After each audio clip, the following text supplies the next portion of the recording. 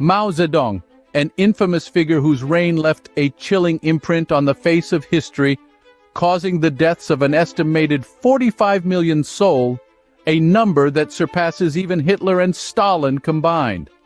This shocking reality sets the stage for our dive into the life of one of history's most brutal tyrants. He was a paradox, a charismatic leader with a ruthless streak. His rule over China was characterized by disastrous policies that triggered widespread famine and death. So, who exactly was Mao, and how did he ascend to such a horrifying position of power? Born in 1893, Mao Zedong grew up in a peasant family in Hunan province, China. The son of a grain dealer, Mao witnessed the hardships of the rural life firsthand. These early experiences in his life played a significant role in shaping his political ideology. At a young age, Mao developed an interest in reading, especially books on military strategy and the philosophy of Confucius. His formal education was sporadic, as he often had to help his family in the fields. However, he continued to educate himself through books, gradually developing a keen interest in political and social issues. In his early 20s, Mao moved to Beijing, where he worked as a library assistant at Peking University. It was here that he became exposed to Western philosophical thoughts, and more importantly, to Marxism. The ideas of class struggle and revolution resonated deeply with Mao, who had witnessed the plight of the rural poor in his own village.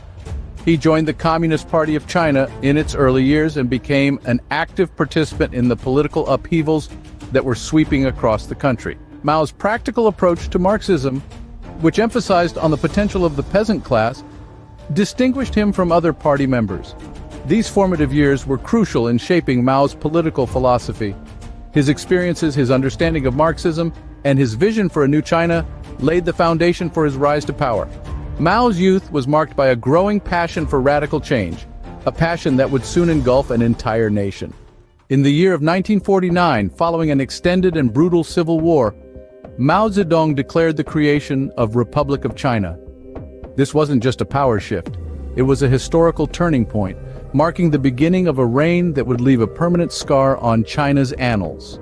Rising from the ashes of modest origins, Mao Zedong surged ahead, taking charge of the Communist Party. His invigorating allure captured the spirit of his followers, while his shrewd mind plotted tactics that would lead his troops to triumph against the robust nationalists. Guided by the resolute Chiang Kai-shek and strengthened by the backing of various Western powers, the nationalists were a formidable opponent. But Mao and his communists held an ace: the support of the people. They promised land reforms, equality, and the elimination of corruption that plagued the nationalist reign. These pledges struck a chord with the masses, who rallied around Mao and the communists, their fervor providing the momentum needed to bring down the nationalist giant. The end of this chaotic civil war marked a fresh start for China. On the first day of October in 1949, atop the Gate of Heavenly Peace in Beijing, Mao Zedong gestured to the skies and proclaimed the People's Republic of China. This moment, infused with victory and hope, etched new narrative in the annals of Chinese history. However, the arrival of communism in China was merely the prelude. What followed was a period tainted by oppression and barbarity, an era that would result in the loss of countless lives. The stage was set for the reign of Mao Zedong, a period that would etch a deep, unhealing scar in the heart of China. The rise of this tyrant was complete, but his full potential for despotism and the extent of his ruthlessness were yet to be revealed. Mao Zedong's reign was marked by ruthless purges, large-scale population relocations, and forced labor. The year was 1958 when Mao announced the Great Leap Forward, a plan designed to catapult China into the future. The goal was to rapidly transform the country from an agrarian economy into a socialist society through rapid industrialization and collectivization. To achieve this, people were placed in communes where they were made to work ceaselessly on large projects and steel production. The focus on these new industries, however, led to a neglect of farm work, causing the agricultural output to decline drastically. This great leap forward ended up being more of a plummet.